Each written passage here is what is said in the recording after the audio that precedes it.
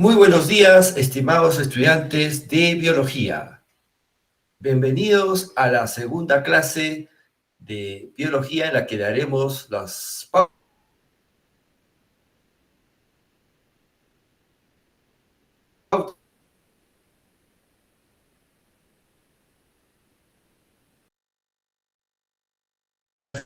de la asignatura.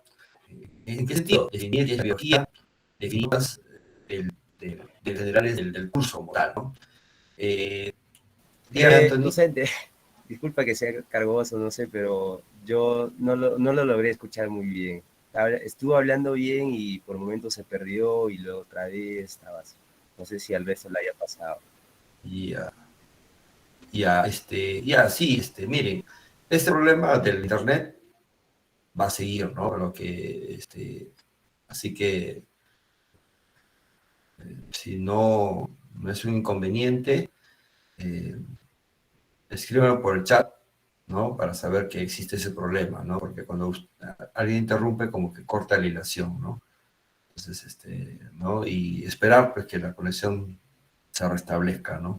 Ya sea del suyo o del mío, ¿ya? Eso. Seguimos. Bueno, ¿por qué es importante el curso de biología? ¿Por qué está en la malla curricular el curso de biología no solamente para los estudiantes de la Facultad de Ciencias y para el que obviamente va a llevar la disciplina que se llama biología dentro de su carrera profesional? ¿Por qué? Bueno, es muy importante porque no es porque con ello van a conocer las otras especies y porque él es una especie más, sino que la biología, digamos, fundamenta el hecho educativo. O sea, el fenómeno educativo es un hecho biológico que solamente se da en el ser humano. El ser humano es la única especie que se educa. Y la educación es la construcción de su mente, de su conciencia, de su personalidad, de su esencia. Y gracias a la educación, él deja de ser un animal más y se convierte en ser humano. Ser humano es una artificialeza. ¿Qué significa una artificialeza? Que la naturaleza no lo hizo ser humano. ¿En qué sentido? Uno no nace, o ninguna civilización surgió siendo ser humano. Fue construyéndose poco a poco. Esa autoconstrucción se ha ido mejorando gracias a la transmisión. Y desde ahí ya se puede decir que existen elementos primarios a lo que se conoce como educación, como tal. Al margen de que haya sistema educativo o no haya sistema educativo, había un hecho, que es la transmisión de conocimientos. Esa transmisión de conocimientos es, digamos, un legado que la humanidad ha tenido desde sus inicios hasta la actualidad. Y ese legado, cada vez que se hizo una sistematización, ahí ya se puede pensar de un sistema educativo como tal. Esa sistematización, si bien es cierto, con pasado los años, pasado el tiempo, se ha ido perfeccionando. Y por lo tanto, se ha ido mejorando esa programación de la mente. Esa programación de la mente se almacena dentro del cerebro. Es por eso, digamos, que usted es un programador de cerebros. Y el cerebro es un órgano, digamos, fundamental para el ser humano. ¿En qué sentido? Que lo hace ser justamente lo que es. Prueba de ello, hay personas que seguramente usted ha visto que quizás pierden parte de su memoria, parte de sus recuerdos, como Alzheimer y otras, y por lo tanto ya dejan de de transmitir ciertas conductas que netamente te hacen a ti ser humano. ¿Por qué? Porque justamente esa capacidad de mente se ha perdido.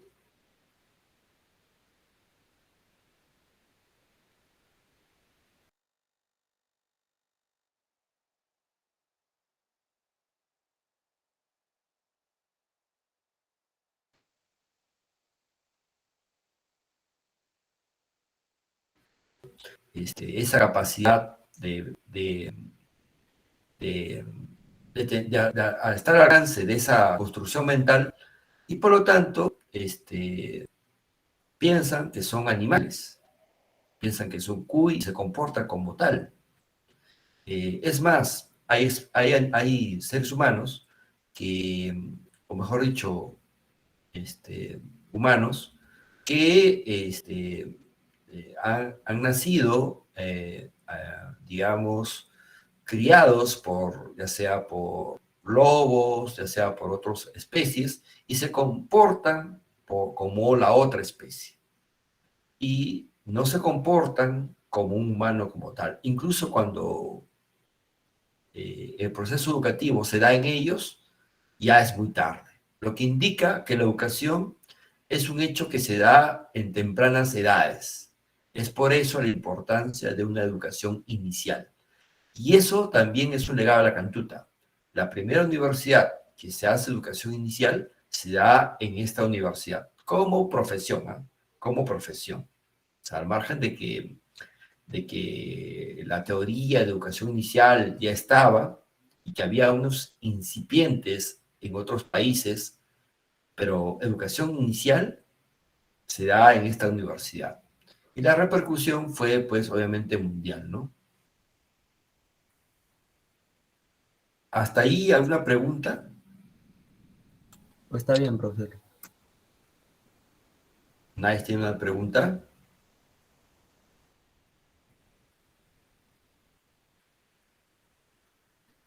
No, profesor. Muy bien.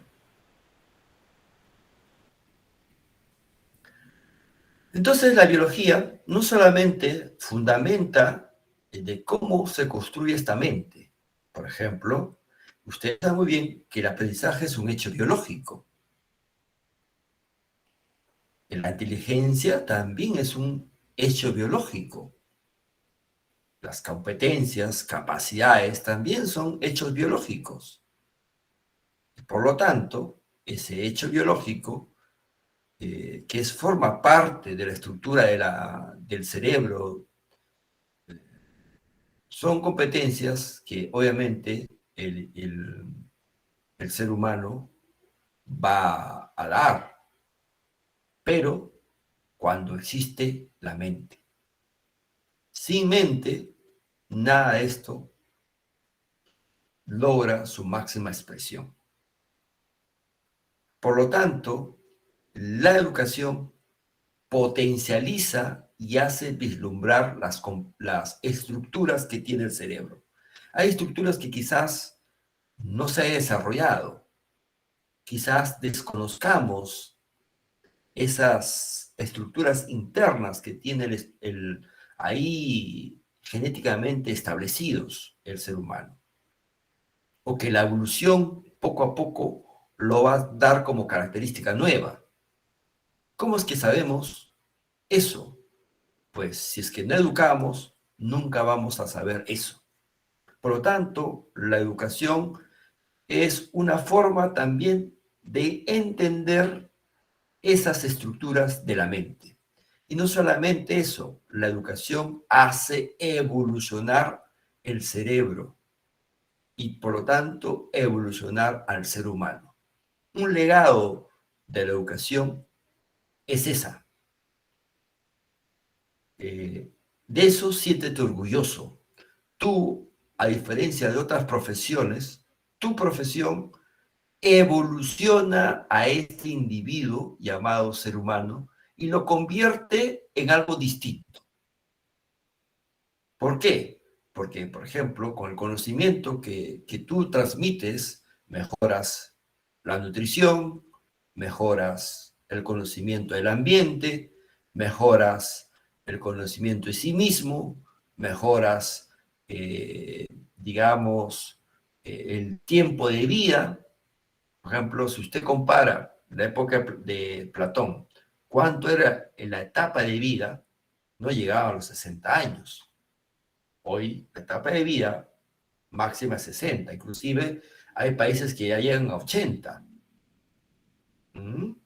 Ese tiempo de vida se debe a qué? A una mejora del conocimiento. Esta mejora del conocimiento se transmite de generación en generación. Y ahí estás tú. Ahí estás tú, que eres en ese momento el representante de ese nutriólogo. En ese momento eres representante del médico. Tú tienes que saber primeros auxilios. ¿Por qué?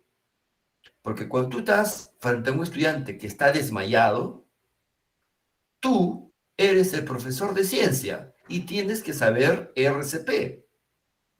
A ti los demás colegas te van a decir, colega, le toca a usted, porque usted es de biología o de física, de matemática. Usted es el científico. ¿Me dejo entender? Usted tiene la mayor responsabilidad ahí.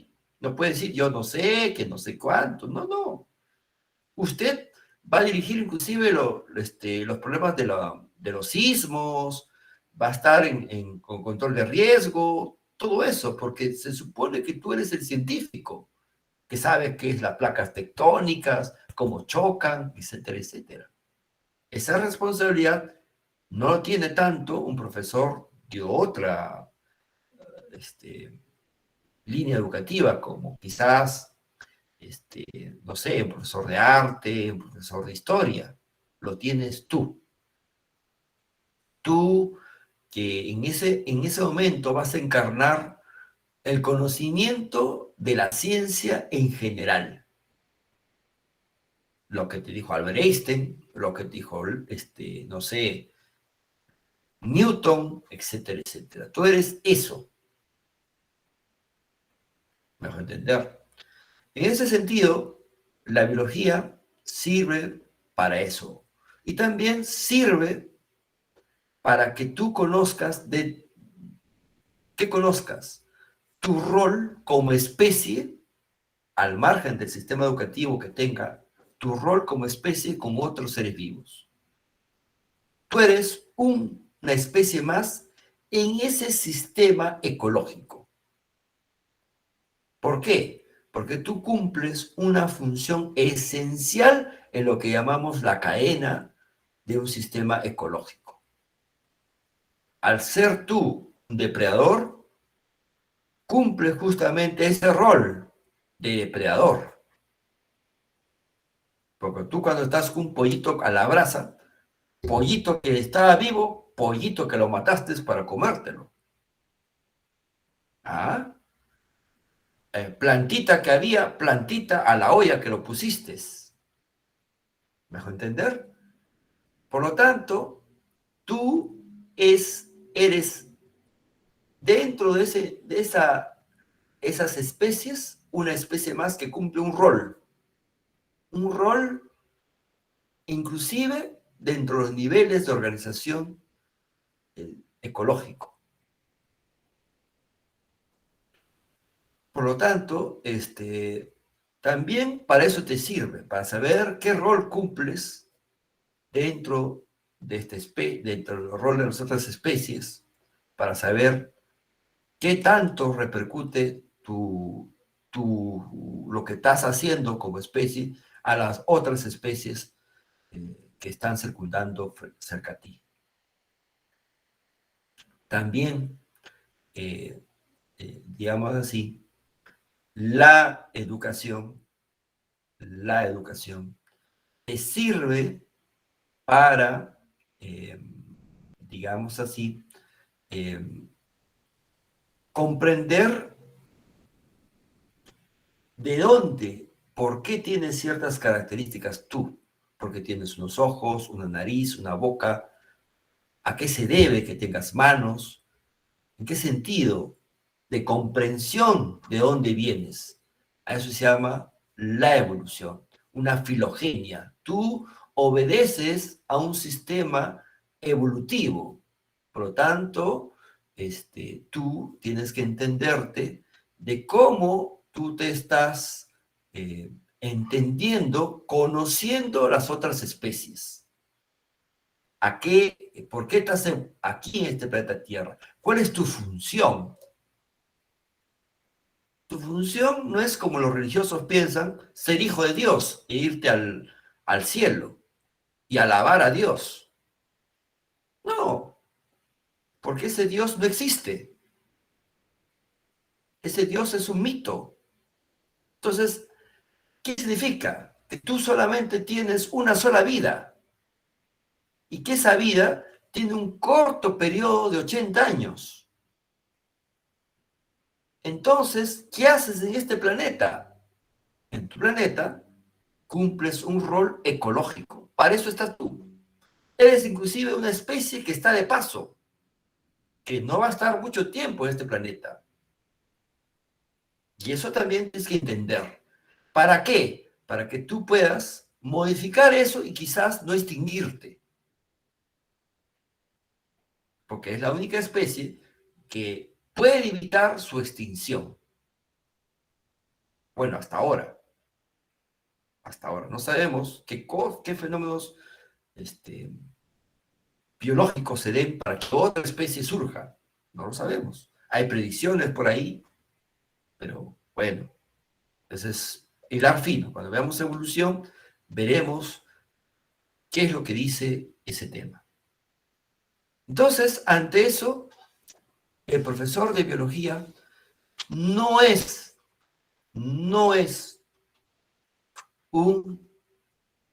una persona a la hora que dicta la clase, un creyente.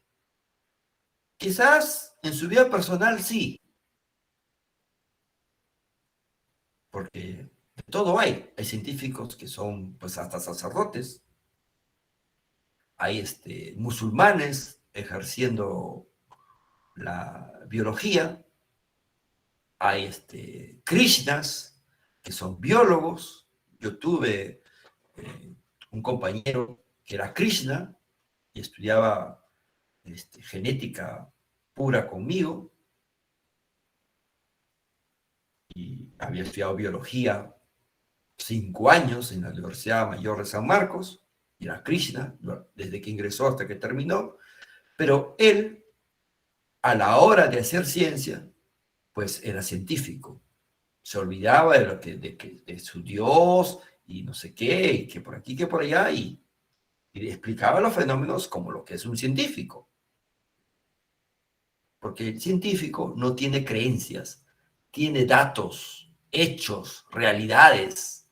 Es, en pocas palabras, la expresión de la interpretación de la naturaleza. Eso es un científico, un naturalista. Y la naturaleza te explica por sí sola cómo se generan todos los fenómenos naturales, porque el ser vivo es un fenómeno natural. Es la expresión de la química y de la física. Eso es un ser vivo. Y por lo tanto, tienes que saber cómo que se generó un ser vivo, conociendo los roles o las leyes de la biología, las leyes de la química, las leyes de la física. Y eso te vas a encargar tú, como licenciado en educación, de encontrar esas normas y esas leyes para poder difundirlo. Por lo tanto, tú tienes que saber biología como un biólogo. Tienes que saber medicina como un médico. Tienes que saber química como un químico. Tienes que saber física como un físico. Porque eso no es porque te exija la sociedad, porque eso significa ser representante de la Facultad de Ciencias. Pues. ¿Me entender? No es tener un titulito de licenciado en educación y que te aprendiste solamente lo que el profesor te dijo en sus separatitas en sus clases. No, tú tienes que trascender todo eso. Trascender implica dar un plus. Ese plus es propio de tu creatividad. Tienes que romper esas barreras. Si te dicen que no utiliza el laboratorio de ciencias, tú tienes que ver la manera de cómo utilizar el laboratorio de ciencias. Así no está el profesor ahí. ¿Por qué? Porque ese es tu rol. Les pregunto a ustedes, ¿le estaría bien que mañana pasado te atiendas con un médico y este médico te diga, ¿sabes cosa? Yo en pandemia aprendí clases virtuales y aprendí a operar mirando al profesor videoconferencia, pero nunca agarré un bisturí y por lo tanto yo no sé en la hora de operar a tu mamá si la voy a matar o va a vivir. ¿Les parecería bien eso? Les pregunto. No, profesor. No, profesor. Por supuesto que no, profesor, porque siempre cuando, o sea, más cuando estudias tu carrera o cuando procedas, debes enfocarte más en las prácticas y entre otras cosas más. Por lo tanto, ese profesional de medicina te va a decir, pero yo no tengo la culpa. Hubo pandemia y mis clases fueron virtuales y pues no aprendí muy bien cirugía porque mi profesor no me enseñó muy bien. ¿Es culpa del profesor o es culpa del estudiante? ¿Quién está ese rato ejerciendo la rol de cura? ¿El profesor o el estudiante? Les pregunto a ustedes. El estudiante, El profesor. estudiante. Claro, mejor entender. Eso nos diferencia a nosotros de los que estudian institutos, de que estudian de carreras técnicas. Eso nos diferencia. Que nosotros no podemos poner excusas. No existe excusa para nosotros. Mejor entender. Por eso que cuando dicen, profesor, hay una excusa, eso no existe excusas. Tienes que buscar la solución al problema, ¿no? La vez pasada no se escuchaba muy bien. Bueno, compré un micrófono profesional para que se escuche bien. ¿Me entender? O sea, tú no puedes buscar excusas. Claro que hay dificultades de internet, bueno, ya se escapa ya del profesor, porque ni modo que va a irse a satélite, a arreglar el satélite, ¿no? Ya, eso ya. Pero, me dejo entender, o sea, tú tienes que buscar la salida, la solución a lo que tú puedas, a lo que tú puedas, ¿no? Cosas más grandes no vas a poder, pues, ni modo que vas a poder cambiar al presidente de la República, ni al rector, ¿no? Tú ves, ¿no? ¿Sí? Muy bien, ya sabemos para qué nos sirve el curso de biología, pero ¿qué significa biología? Biología viene de dos palabras griegas, bios, que significa vida, logos, que significa tratado, estudio, y por lo tanto implica una ciencia. Una ciencia que trata a los seres vivos. O sea, que su campo o objeto de estudio es los seres vivos. Pero esta palabra biología fue escrita por Lamarck y Trevius. O sea, estamos hablando 1800. ¿Cómo qué? Bueno, ellos publicaron un libro, que así se llamaba, Biología, y también aperturaron carreras profesionales dentro de la universidad. ¿Por qué? Porque la universidad, digamos así, la universidad se da ahí la ciencia. El único lugar o el lugar primario para la generación del nuevo conocimiento se da en la universidad. Eso no esperes de otro lugar. Eso se da en las universidades. Por lo tanto, ahí viene la profesionalización de lo que hoy se conoce como biólogos en las universidades. Se hace la primera carrera llamada así, biología. ¿Y dónde se dicta? En las universidades, no en los colegios ni en los institutos. Por lo tanto, sale el título de biólogo. ¿Dónde? ¿Quién te certifica eso? La universidad. Que tú tienes las competencias para tal cosa. Entonces, ahí inician las primeras promociones de biología, se va perfeccionando, ya había medicina humana, se necesitaba conocer la biología para dictar medicina, entonces había ahí una necesidad. ¿Y por qué Lamarck, que no era griego, o Trevius, que no era griego, utiliza el griego para ponerle nombre a esta disciplina? ¿Por qué?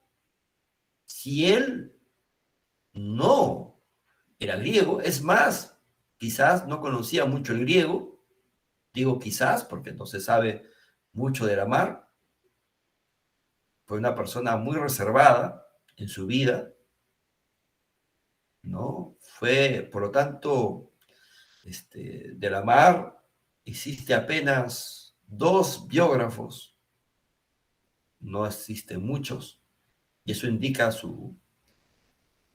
qué tan cerrado era su vida, que a pesar de ser un clásico en la biología, no nos hizo entenderlo a él, ¿no? Porque seguramente Lamarck, ustedes han escuchado cosas muy locas en evolución, que en realidad no es así, porque claro, no todos los profesores de biología leen a Lamarck, no todos los profesores de biología leen los libros de Lamarck, y por lo tanto, pues tienen una distorsión en lo que él dijo. Usted no puede permitirse eso. Usted busque en internet las biografías de Lamarck, los libros de Lamarck, lea en su idioma Lamarck y saque sus propias conclusiones. No permita que dañen su cerebro de usted, diciéndole cosas que son muy lejanas a lo que él dijo. Cuando hablemos de evolución, yo les daré algunas pinceladas, como se dice, unos pases de Maradona, pero no le voy a enseñar toda la jugada, porque usted tiene que buscar eso, tiene que leer. ¿Eh? Le digo porque yo lo he hecho. O sea, yo cuando era estudiante universitario leí demasiado, aparte que trabajé. O sea, pude hacer 2 cosas a la vez. No, bueno, en esas épocas era más complejo leer porque tenías que irte a las bibliotecas. Ahora no, está en internet la biblioteca. Das un clic en tu celular y ahí está. En mi época tenías que ir hasta la Cayetano Heredia, que tenía sus libros, a veces ni siquiera había ahí, la Biblioteca Nacional tampoco había, tenías que irte, lejos, lejos para poder encontrar ese libro. Y no es porque el profesor te lo pidiera, es porque tenías que saber si de verdad era tan cierto lo que decían de él. Te dabas cuenta que, pues, no era tal, ¿no? Bueno, regresando al tema. ¿Por qué? Porque fueron los griegos fueron las personas que, digamos, pioneras en lo que es el, eh, ¿cómo le puedo decir a ustedes? El conocimiento humano.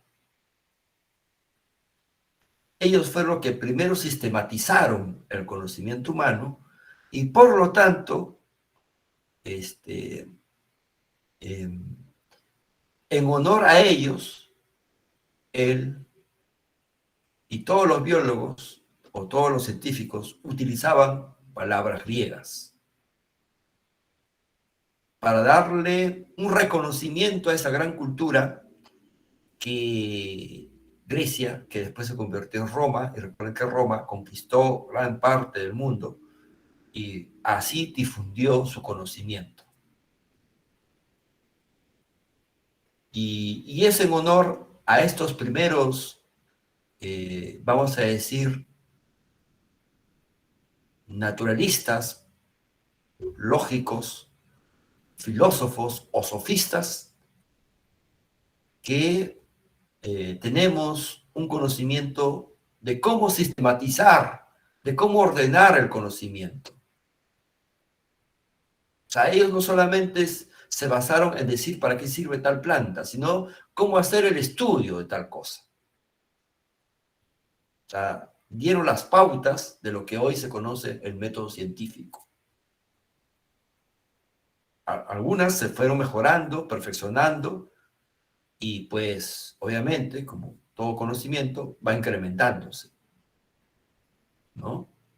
Entonces, este legado, muy importante, tenemos que tener en cuenta.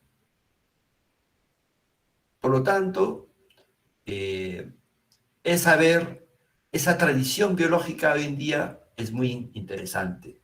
¿Para qué? Para saber el estudio de estos seres vivos, cómo se puede estudiar, qué se sabe de ellos, de las épocas antiguas hasta hoy en día, porque si bien es cierto, pues la descripción de seres vivos, inclusive uno lo puede encontrar en pinturas rupestres, pero el estudio, la sistematización de ello, pues implica una lógica muy importante. ¿Qué se conoce de los seres vivos? Primero, se consideran diferentes aspectos, ámbitos, escalas que tiene el ser vivo. No sé si ustedes pueden ver estos paisajes. ¿Se puede ver, estimados estudiantes, estos paisajes o no? Sí, profesor. Sí, profesor. Ya, ¿qué ven aquí en este puntero? A ver, ¿quién me dice? ¿Qué cosa será esto que está mostrando el profesor Pozo? Plantas. ¿Trigo? A ver, planta, un trigo, ¿qué será? Son plantas que crecen en el agua, profesor. Veo un pequeño lago. Unas plantitas en un laguito, ¿no? Parece, ¿no? A ver, ¿otra opinión? Vamos, chicos. Un pajonal. Ah, interesante. Ya se está acercando al conocimiento, mi querido Roberto. Ya está cerca, está cerca. Roberto, está que quema, Roberto. ¿Ah? No, más o menos por ahí. Ah, muy bien. Aquí en el otro, a ver, en el otro punterito, ¿qué cosa ven? Acá, a ver, con este punterito. ¿Qué cosa es esto? A ver, ¿quién me dice? Un desierto. Un desierto, ¿no? Un desierto creo que esto es lo más clásico. Esto de aquí, ¿qué cosa será?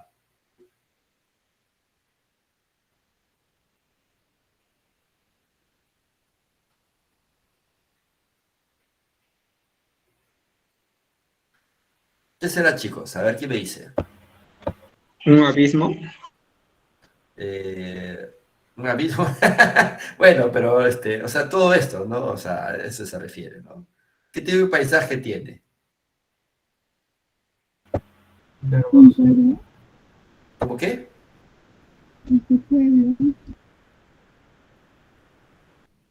¿No? Más o menos un área verde, ¿no? En la que toda la naturaleza está aquí.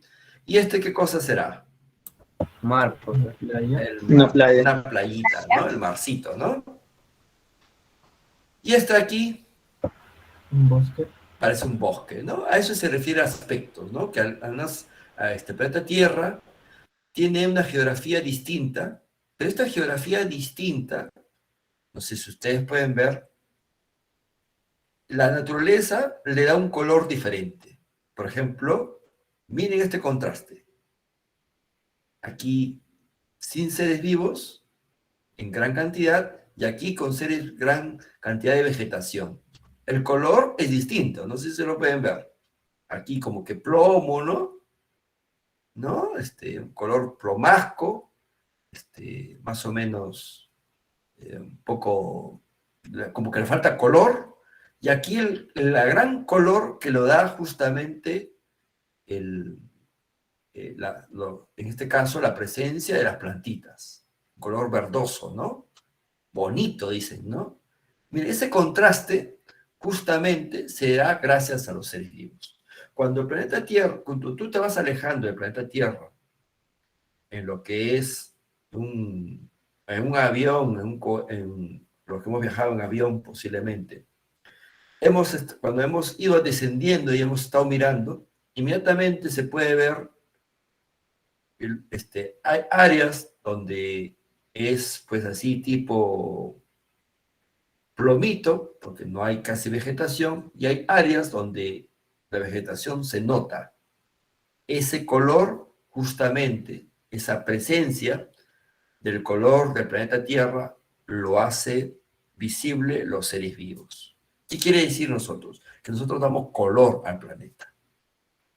Por ejemplo, el tono de este color azul lo da los seres vivos que están dentro de ese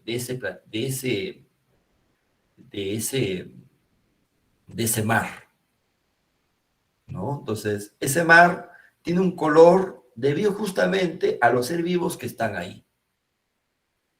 ¿Ah? Igualito aquí, ¿no? Y eso es muy interesante saberlo, porque justamente esto diferencia a nuestro planeta de otros planetas en los que no hay seres vivos. Si uno se ve a Marte, Marte se parece más a este desierto, con la diferencia que al menos en este desierto, como pueden ver, hay unas plantitas al menos, ahí no hay nada. Cuando tú te vas alejando de Marte, pues tú no vas a ver color, más allá de lo que te brinda la arena, que es un color rojizo, por eso que dice planeta rojo. A nosotros nos dicen planeta azul por justamente azul verdoso. Ese azul verdoso que nos dice a nuestro planeta, justamente se debe a la presencia de dos cosas: el mar en grandes cantidades y la vegetación que tenemos. Y eso es presencia justamente de vida, que dicho de paso, ha estado a punto de extinguirse 3 veces el planeta Tierra. O sea, es una suerte que el ser humano esté aquí. El planeta Tierra es, digamos, el sitio de laboratorio para que exista el planeta, la vida. El planeta Tierra hay que entenderlo como un laboratorio. Un laboratorio que por sí mismo ha generado un ser vivo. ¿Sí? ¿Y qué seres vivos ha generado? A ver, ¿qué ven aquí? ¿Qué es esto? A ver, ¿quién me dice? ¿Qué ser vivo es? Una ranita, Una ¿no? rana. Una ranita. ¿Esta aquí? ¿Quién me dice? Iguana. Una iguanita, ¿no? ¿El de aquí? Un oso. Un oso. Unos, Un osito, ¿no? Un osito. ¿El de aquí? Un pato. ¿Qué será? Patito. Parece un patito, ¿no? un pato, Ya, bueno, por ahora lo vamos a decir así porque recién está empezando. Ya cuando acaben ya me dirán, pues, qué rana es, qué especie es, ¿no? Su nombre científico inclusive. Pero como ustedes en primera clase, pues, vamos a hablar generalidades, ¿no? Usted ya, como profesional de biología, de ciencia, tiene que tener la capacidad de reconocer estas especies. ¿Está bien? Tiene que decir, por ejemplo, este es un oso pardo, su nombre científico es tal, etcétera, etcétera. ¿Está bien? ¿Se me entiende, no? La lógica. ¿Qué más? Encontramos un honguito, unas plantitas aquí y vemos acá un insecto. ¿Qué quiso representar aquí el profesor Pozo con esta imagen? Los 7 reinos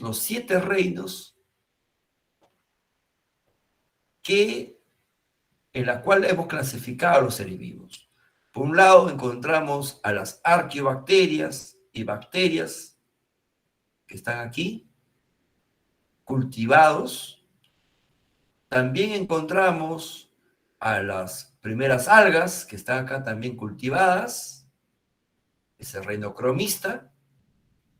También encontramos al reino fungi, que está señalado por este honguito, al reino plantae, que está aquí, representado por estas plantitas, el reino animalia. Pero el reino animalia, como pueden ver, hay varias clases. Está la clase insecta, representado por este animalito. ¿Alguien lo conoce? A este insectito. ¿Saben cómo es su nombre? ¿Escarabajo? Ah, exacto, es escarabajito. Muy bien. Escarabajito, ¿no? Bueno. Aquí también hemos visto una representación de la clase anfibia, de la clase reptilia, ¿no? De los primeros mamíferos, porque este aquí es un mamífero, ¿no? Este es un ave. Entonces ahí hay una clasificación que los mismos seres humanos hemos establecido en lo que llamamos la taxonomía, ¿no? Hemos puesto nombres científicos. ¿Por qué? Porque si decimos, por ejemplo, a esta ranita, no sé, rana verde, en otro lugar le dirán, pues, rana de árbol, en otro lugar le dirán, no sé, pues, si es japonés, le dirá chuichuchachachochi, pero ya sea japonés, ya sea yo, italiano, ya sea alemán, si yo le digo el nombre científico de tal, me sabrá conocer. Por ejemplo, ustedes habrán escuchado el nombre científico de Periplaneta americana, No, profesor. pero sí quizás cucaracha. Sí. El periplaneta americano es esto, lo voy a mostrar ya, porque para que ustedes conozcan quién es. Ya, dejar de compartir para mostrarle el periplaneta americano.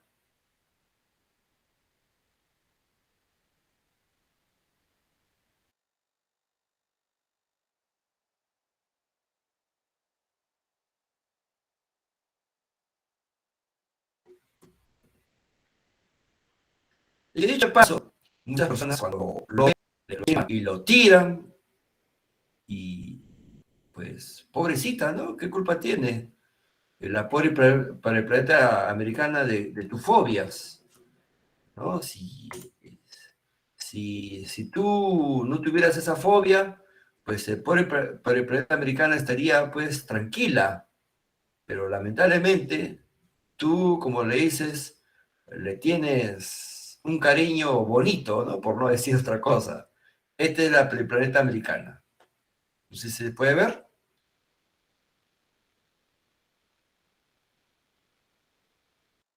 Sí, profesor.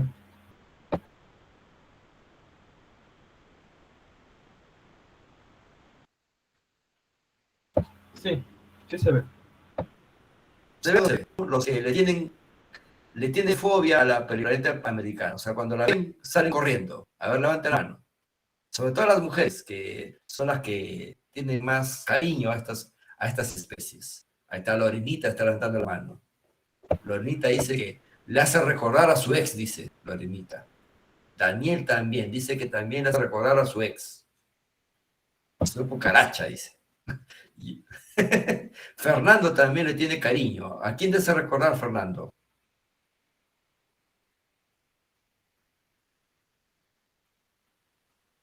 Ha puesto por el chat a todas las chicas que me engañaron, por D. Ah, bueno, Fernando, tranquilo, tranquilo. Entonces, aquí, como pueden ver, esta especie, ¿por qué le estoy mostrando?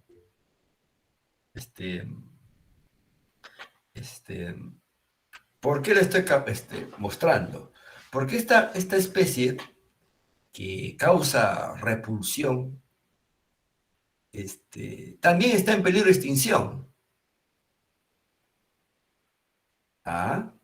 Pero claro, a nosotros nos choca más cuando un león está en peligro de extinción o no sé, un,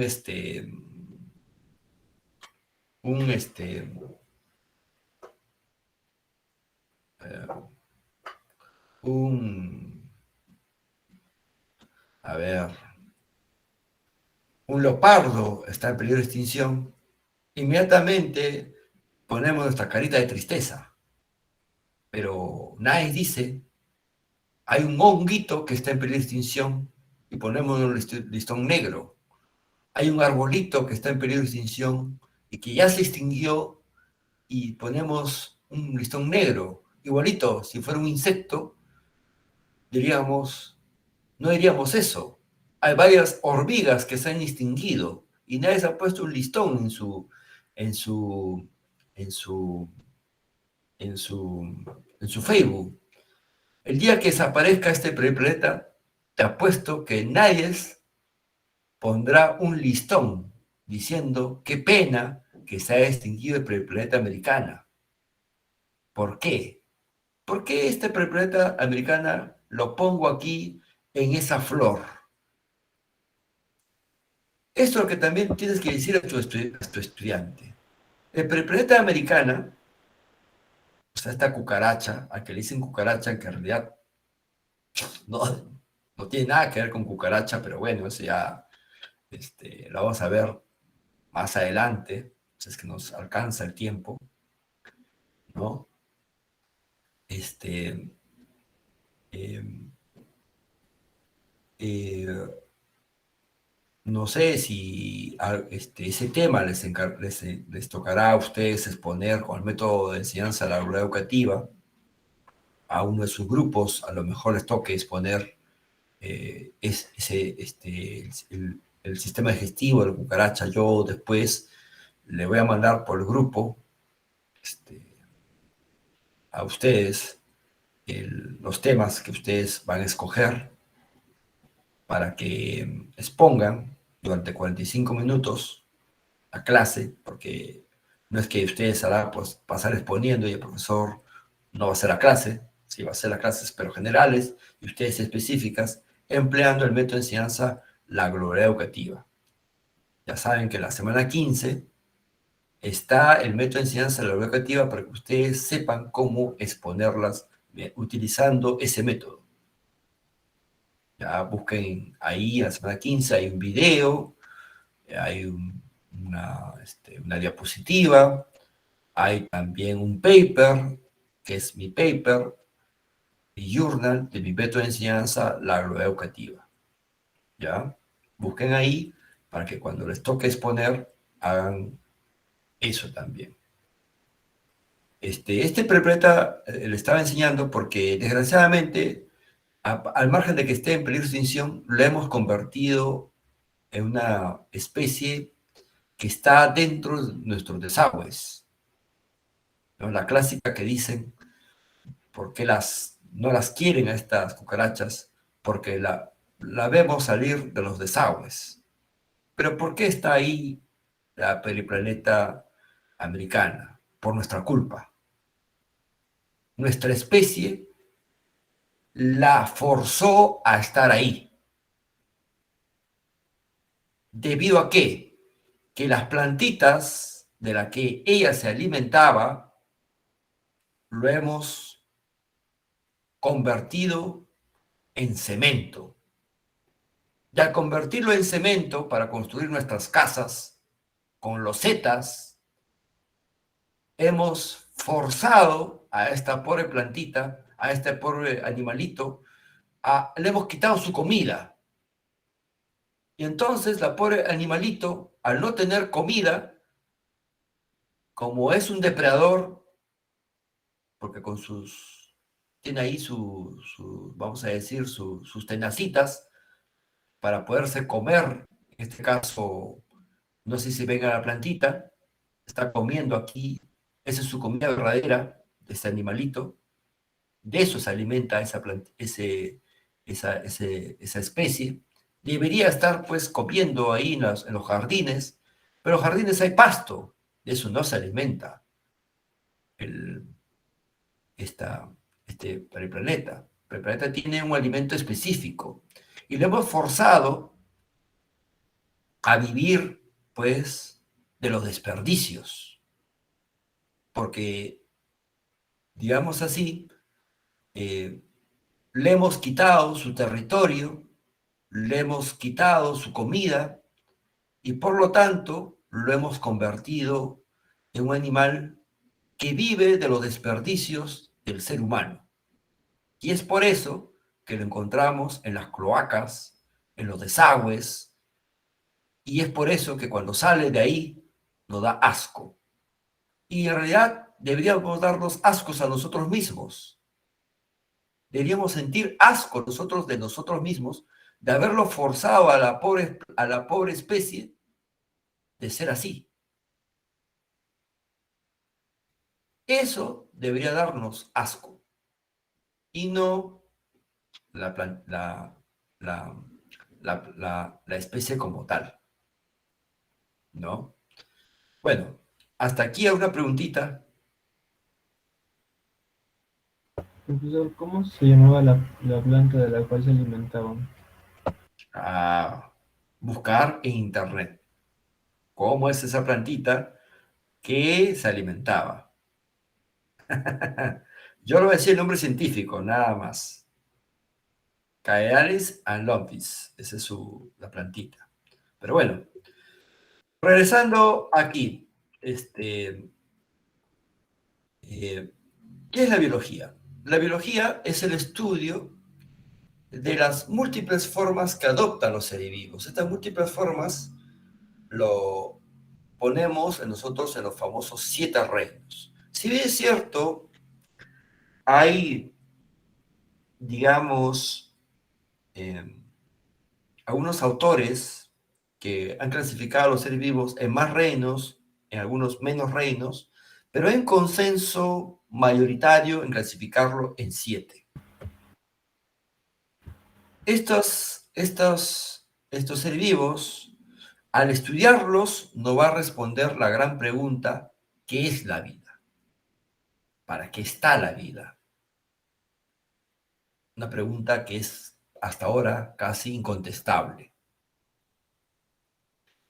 Y dentro de los seres vivos, ¿qué yo voy a estudiar? Aparte de su estructura externa, que es su morfología, voy a estudiar su estructura interna, su anatomía. Por eso usted está llevando taxidermia. Porque la taxidermia, de una u otra manera, te ayuda a entender las estructuras internas que tiene este ser vivo. Entonces, ahí estamos hablando esta estructura. ¿Qué más? ¿Qué función cumple esas estructuras internas? Ya sea dentro de una célula, que es las organelas, ya sea de un organismo multicelular, como por ejemplo un pez o el mismo ser humano. ¿Qué función cumple el corazón, el riñón? ¿Cuál es su fisiología? ¿Por qué justamente cumple ese rol? Eso es pues lo que es la estructura de la función. ¿Qué más? ¿Cómo es que evolucionó esa estructura? Porque yo tengo un cerebro, no porque Dios me haya creado así, porque si no, existe una tradición evolutiva, una filogenia que me hace tener esa evolución del cerebro. Un desarrollo y sobre todo su relación con el medio ambiente. Como les dije, la biología fue propuesto por Lamarck y Trevelius y que está pues estudiando los seres vivos según su estructura, según la forma, según la función, según su relación y según la evolución. Para eso, la la biología es una ciencia. ¿Qué es una ciencia? Yo para eso recomiendo leer. Esa es una obra que todo estudiante de educación tiene que leerlo. Se llama La República de Platón. La República de Platón aparece por primera vez la palabra episteme. Al margen de sus fabulosas cavernas, las famosas cavernas de la República, donde se habla un poco de la nociología, o sea, de cómo logras el conocimiento, ahí la luz de Platón en las cavernas y las sombras que dice ahí, esa alegoría máxima que tiene la República. También la República, como lo dijo nada más ni nada menos que el gran educador que escribió el famoso Emilio, o otra obra que tiene que leer un estudiante de educación, el gran Emilio, la obra Emilio, que fue descrita pues muchos años después. Ahí el Emilio, Rousseau, el famoso Rousseau, dice que la obra de la República de Platón es una obra educativa, de educación. Es una teoría de la educación, es una teoría de la nociología y es una teoría epistemológica. Ahí aparece qué es los primeros esbozos de lo que debería ser considerado ciencia o no ciencia.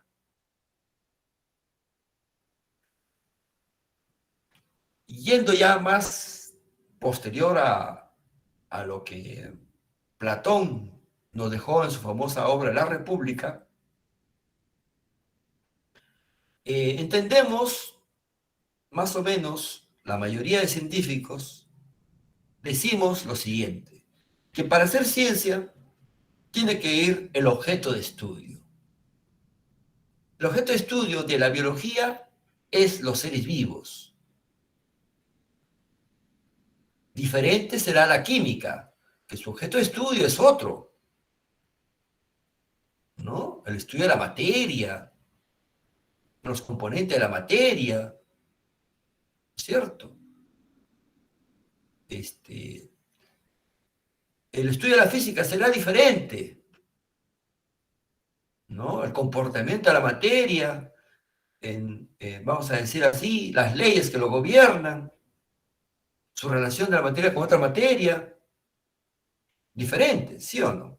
A esas ciencias, como son realidades de la naturaleza, le han puesto ciencias de la naturaleza, o también llamados ciencias naturales.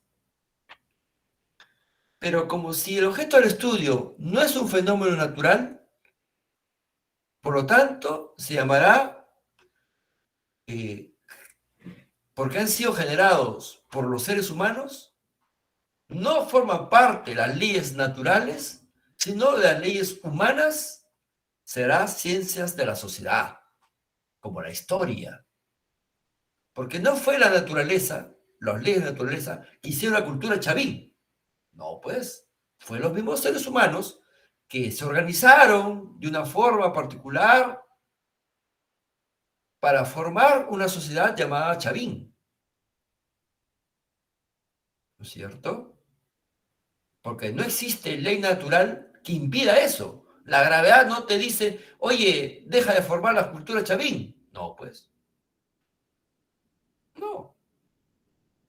¿Cierto? Entonces esas leyes serán ciencias sociales, construcciones que el mismo ser humano se ha hecho a sí mismo. Ahí viene la historia, ¿no? Ahí viene quizás otras ciencias de la sociedad, como la lingüística, etcétera, etcétera. También va a haber ciencias del pensamiento. ¿Qué se refiere a eso? Por ejemplo, ahí entra la lógica y la matemática, porque son ciencias factuales. Tú no encuentras un uno en la naturaleza, ¿no? Los unos no están naciendo ahí de la naturaleza como número, ¿no? pero como numeral sí. Porque el número es la representación, es la categoría de lo que vemos en la naturaleza. Y lo representamos como un numeral. El numeral de los incas es diferente al numeral de los romanos, diferente al numeral de los árabes, que es el que más utilizamos. El numeral de los romanos sabemos que es así, ¿no? Para representar el 1. Pero la representación numeral de los arábicos es así, el 1, que utilizamos. Pero eso es de los árabes, porque es simplemente la representación simbólica de la categoría 1. Esa categoría 1 es un simbolismo de lo que queremos representar de la naturaleza. Entonces, ahí va a estar no solamente la matemática, va a estar la lógica, va a estar la epistemología, la filosofía. Entonces, depende de ese objeto de estudio. Pero, ¿por qué la filosofía, el arte y otras disciplinas no son ciencias? ¿Por qué inclusive la misma pedagogía no es una ciencia? Si estamos estudiando el fenómeno educativo, porque no basta estudiar. Hay que tener un método de estudio. Este método de estudio es el método científico. El método científico es como la carretera por la cual tú te mueves. Te sales de la carretera, te desvías. Este método científico, ¿a dónde te lleva? O sea, si tú caminas por ese caminito llamado método científico, ¿a dónde te lleva? ¿A dónde? Te lleva a la verdad. Los científicos no hablamos de verdades. ¿Por qué? No porque tengamos miedo al término verdad, sino que nosotros somos conscientes que tenemos aproximaciones a esa verdad. Y al término verdad le decimos conocimiento científico. Este conocimiento científico va a estar almacenado en lo que es una teoría. Una teoría no es algo que yo supongo, no es algo que yo digo, yo tengo mi propia teoría. Eso es simplemente una teoría. Eso es su teoría de él. Y no tiene nada que ver con lo mío. No, una teoría no es cualquier cosa. Es un conjunto de conocimientos científicos. ¿Qué implica eso? Es un conjunto de verdades. ¿Pero por qué no le decimos verdades? Porque tenemos aproximación a la verdad. Hay una aproximación, algunos al 99%, otros al 98%, al 97%, 96%, 95%, 94%. Entonces, como tenemos esa aproximación, no podemos utilizar verdad. Y ese término de verdad se lo dejamos a los religiosos. Que vayan diciendo, yo tengo la verdad, yo soy la verdad y la fe, que vayan hablando de eso. Porque bueno, tienen boca, pues, ¿no? El que tiene boca puede decir lo que quiera, ¿no? Nosotros decimos una palabra más sensata, la palabra teoría. Dentro de una teoría va a haber las leyes. Por ejemplo, teoría celular. Pues nadie de aquí me va a decir que la célula no exista,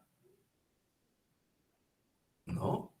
Es más, seguramente, profesor, yo lo he visto en microscopio, mis células de mi tejido. Acá le estoy enviando la foto. No lo he buscado en internet. No, yo he agarrado, me he sacado un poco de sangre, lo he visto en un microscopio, mi célula. Lo he teñido, lo he visto de tal forma. Y por lo tanto, ¿cómo lo voy a decir que no es una... ¿Cómo le voy a decir la categoría teoría si yo la he visto? Porque teoría es un conjunto de conocimientos. Ahí va a estar tu observación, va a estar la construcción del conocimiento que es célula, que es un legado ya de antiguos, de personas que ya han descrito esa célula. También va a haber leyes, va a haber hipótesis y sobre todo va a haber hechos. Igualito es la teoría de la evolución. La teoría de evolución implica eso. Implica que ahí hay experimentos, que también hay leyes que rigen la evolución. ¿Como quién? La ley de la genética. Hay observaciones, hay evidencias para yo decir existe esta teoría de la evolución. Por lo tanto, teoría no es cualquier disparate que así a mí se me ocurra. No, es más, es construido por una sociedad científica, no por una persona. Una persona puede ser la pionera de algo, pero no la que construye todo un edificio. Puede ser el que pone la primera piedra de ese edificio llamado teoría, pero no la que construye todo ese edificio. La construcción de un edificio lo hace la sociedad científica. ¿Por qué? Porque tú puedes corroborar ese conocimiento en cualquier parte del mundo. Puedes llegar a lo que más o menos él observó y puedes decir, esto es verdad porque es así. Entonces ahí puedes inclusive discutir con el otro autor. Yo observé tal cosa, sí observé tal cosa, se dejó entender. Eso es el campo del conocimiento en la que se basa el método científico. El método científico es la forma de llegar a esa verdad. Profesor, pero no es la única forma. Yo he visto que hay personas que dicen que meditando, mediante meditación, mi cuerpo se desprende de mi alma baja hacia el pasado y puede llegar a ver inclusive el pasado histórico y también esa forma de verdad existe. ¿Cómo usted puede desconocer eso? Lo desconozco porque no es algo replicable. El método científico es replicable. Inclusive un niñito de 5 años puede hacer el método científico. Con el método científico puede encontrar una verdad. O sea, si yo le digo las pautas que él va a hacer, va a encontrar la verdad que hizo un científico de premio Nobel. Si es que él repite ese procedimiento, porque es algo replicable. Tenga o no tenga la edad suficiente, no tenga el conocimiento suficiente, la verdad suficiente, no importa el idioma, no importa el conocimiento, no importa la religión, va a llegar al mismo conocimiento, porque el conocimiento del método científico es replicable. El otro no. Tú no lo puedes volver a replicar. Yo no puedo decir que mediante esa forma todo el mundo me va a llegar a ese conocimiento. No lo puedo. Este método científico sí.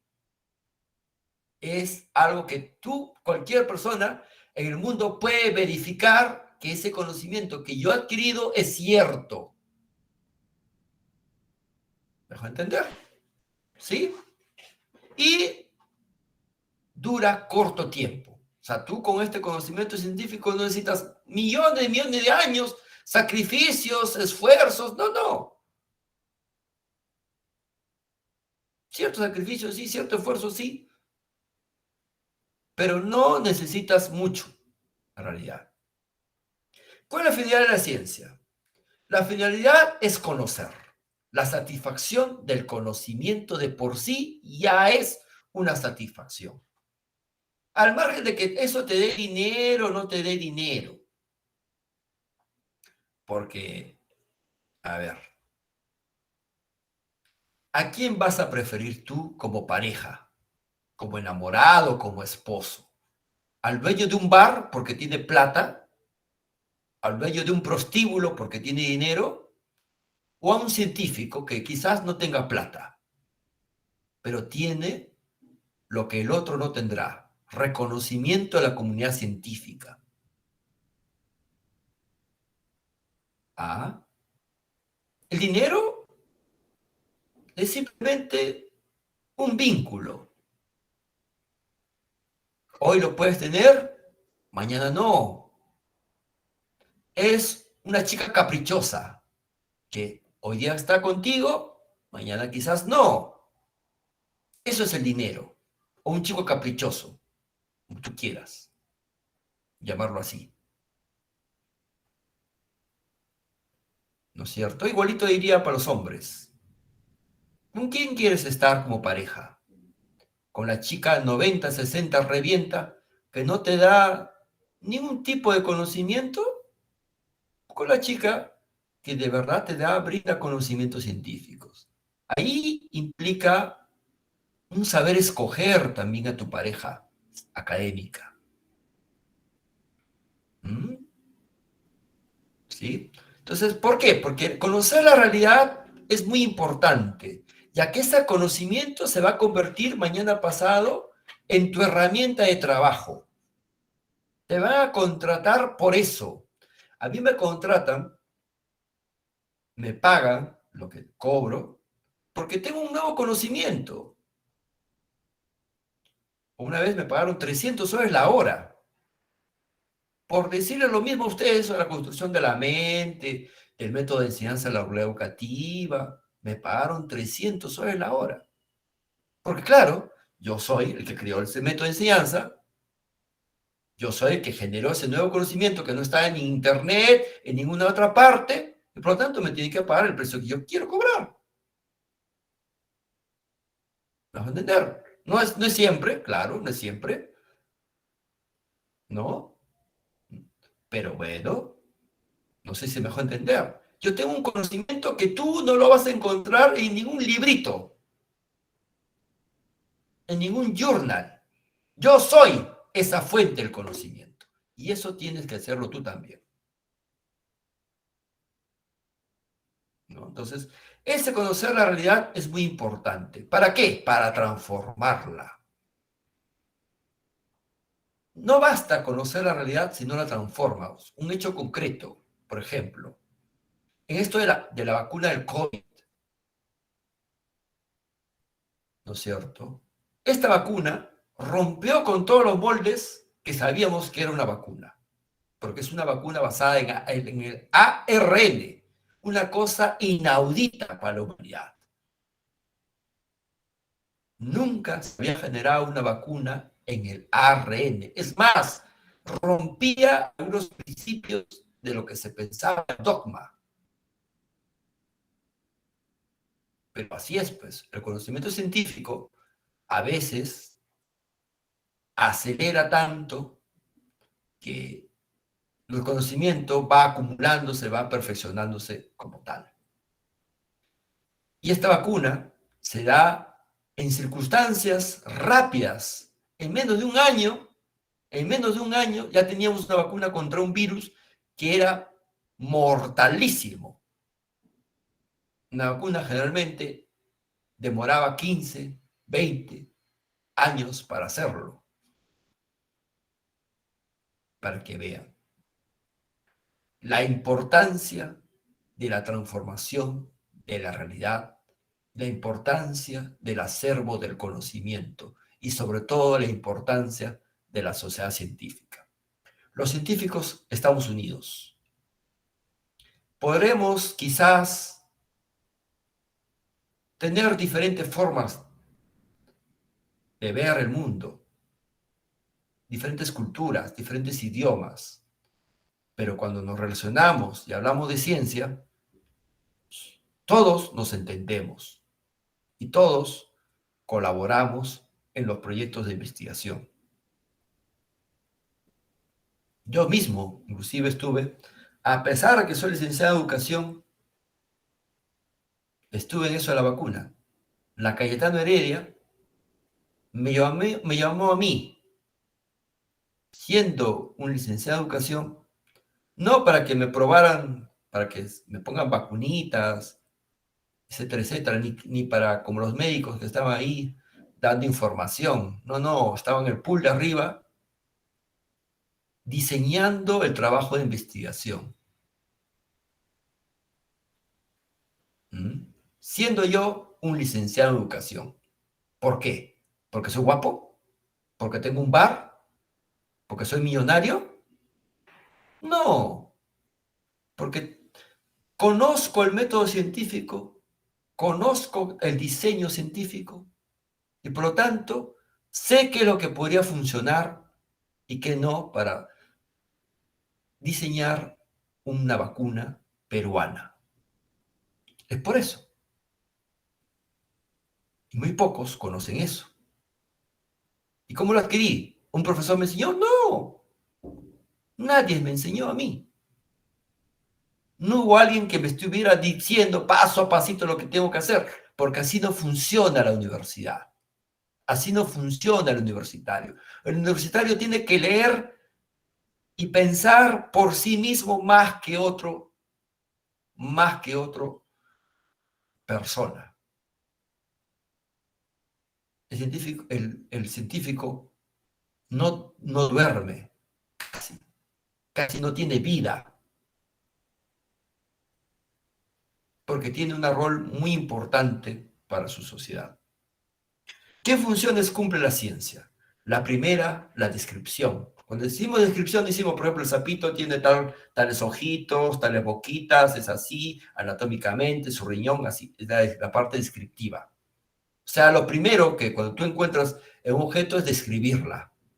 ¿Describes para qué? Para explicarlo. Decir por qué ocurre esto. ¿Con qué sentido? Predicción.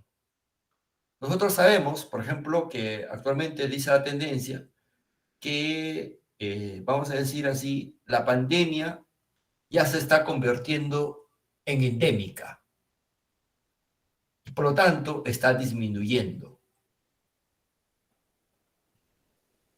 Y por lo tanto está una tendencia hacia la baja. ¿Por qué? Porque podemos predecir. Para eso utilizaremos software. Nosotros tenemos una especie de bolita al futuro que podemos decir acá 5 años, 6 años va a ocurrir tal cosa. Y no como los supuestos religiosos que dicen, de acá a 20 años va a venir tal, va a resucitar tal persona, y nunca sucede eso. Por una sencilla razón, rompe las normas de las leyes de la naturaleza. Las leyes de la naturaleza están hechas o no están diseñadas por alguien que piense. Es simplemente un conjunto. Nosotros hemos dicho leyes simplemente por una regularidad. Le podemos haber puesto otro nombre, ¿no? Pero pusimos el término ley, pues, así de simple, ¿no? Esa predicción implica el suceso futurista que de todas maneras se va a dar. Pero a veces no queremos que se dé eso. Para eso transformamos. O sea, si nosotros solamente dijéramos, oye, la pandemia va a extinguir a la humanidad y por lo tanto no hagamos nada, pues obviamente se va a cumplir esa tendencia de que el COVID, el SARS-CoV-2, iba a exterminar a la gran parte de la humanidad, ¿no? Y solamente se iba a salvar, pues, un 18, algunos dicen, otros 20% de la humanidad. Pero no queremos eso, pues, ¿no? No seríamos tan tontos. Entonces, ¿qué hacemos? Transformamos. Empleamos el concepto vacuna y lo regalamos al mundo entero, ¿no? Y para eso seguimos el camino de la investigación. La investigación es la forma de cómo yo conduzco dentro del método científico. O sea, si yo es como agarrar el volante del carrito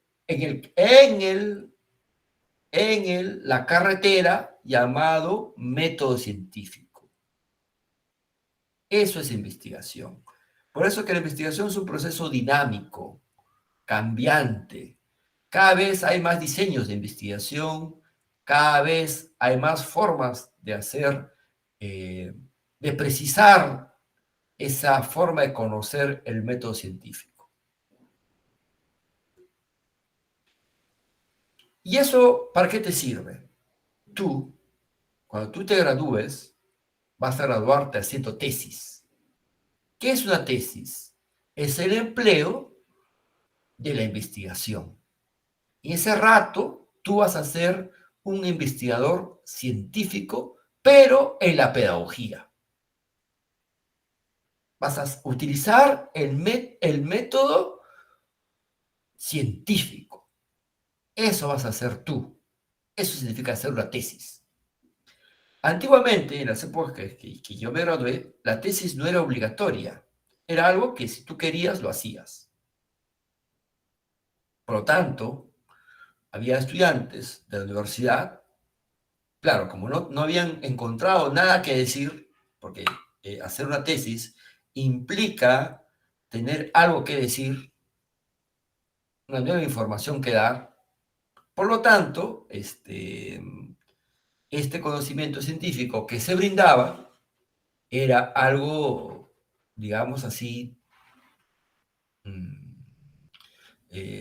que no era necesario, por lo tanto no optaron por la tesis, hicieron examen de grado, monografía, algunos cursitos para probar y graduarse como gente que no hizo tesis. La gente que hizo tesis es porque tiene algún conocimiento nuevo que brindar. Eso es una tesis.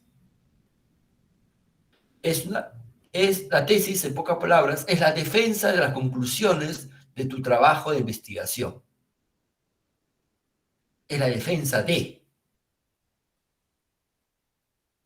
Esa defensa se sustenta ante un jurado. ¿Qué debe haber dentro de un trabajo de investigación? Porque también tú en este curso vas a hacer un trabajo de investigación.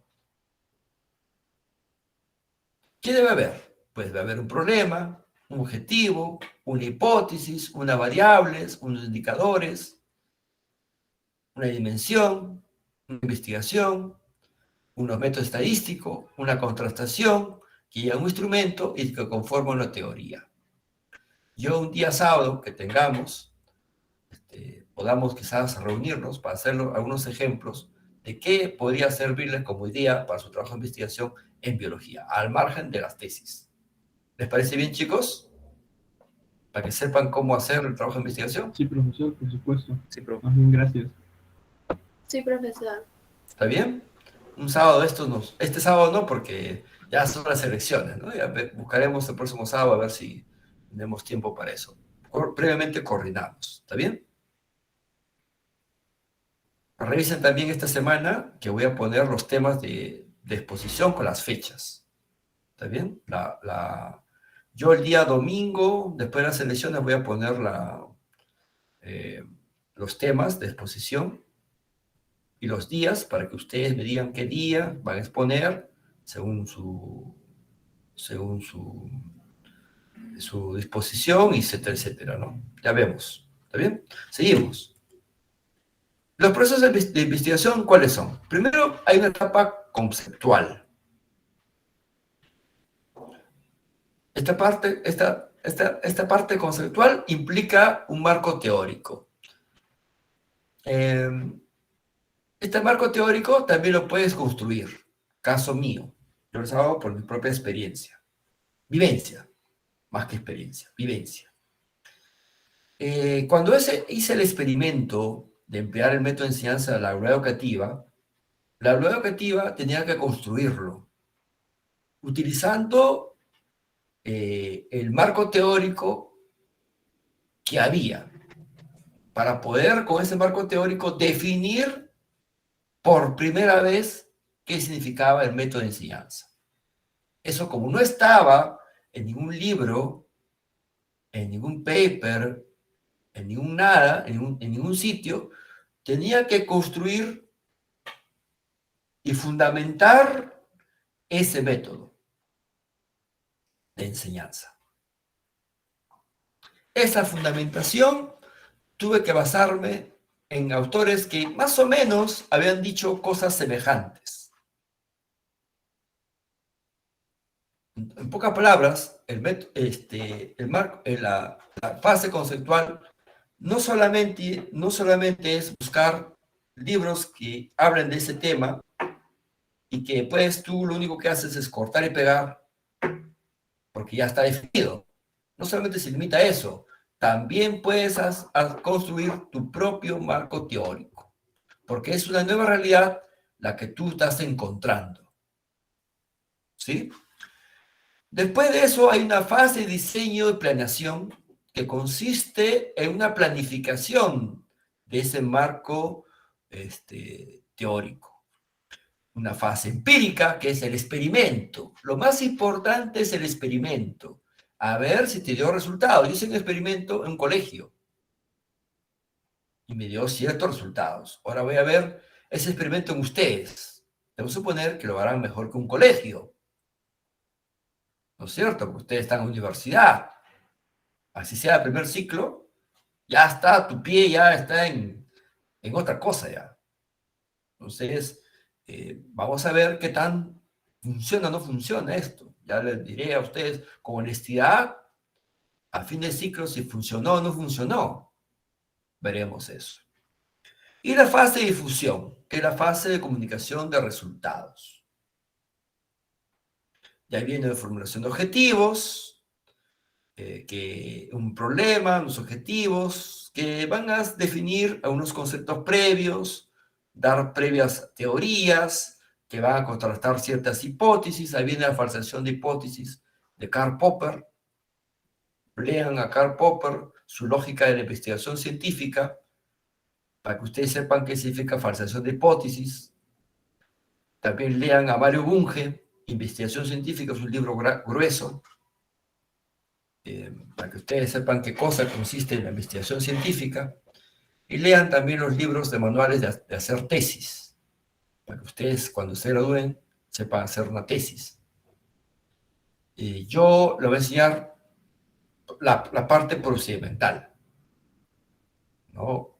Y para que ustedes no estén tan perdidos, ¿no? Porque claro, primera vez que hacen y todo lo demás, ¿no? Y bueno, la biología, por lo tanto, cuando obedece estas características, va a ser una ciencia. Y no es una ciencia por sí sola. Hay unas ciencias biológicas que van a estudiar el objeto de estudio con el método científico de una forma específica. Por ejemplo, si te dedicas a la planta, estarás dentro de las ciencias de la botánica. Si te dedicas a los animales, estarás dentro de la ciencia específica llamada zoología. Si te dedicas a organismos que miden hasta una micra en tamaño, que pueden ser algas, pueden ser protozoarios, que pueden ser bacterias, que pueden ser hongos. Si miden menos de una micra de esos organismos, estarán dentro de la microbiología. Por ejemplo, los virus, a pesar de que no son seres vivos, están dentro de la microbiología por el impacto que producen estas macromoléculas. Y la ecología estudia la interrelación entre los seres vivos. ¿Qué papel cumples tú en un sistema ecológico? ¿No? Hay la biología celular, hay otras ciencias también, como por ejemplo la morfología, que estudia la forma y estructura de los seres vivos, la bioquímica, que estudia la composición química y procesos vitales en su interior. Profesor, ¿y esto cómo se puede aplicar en educación?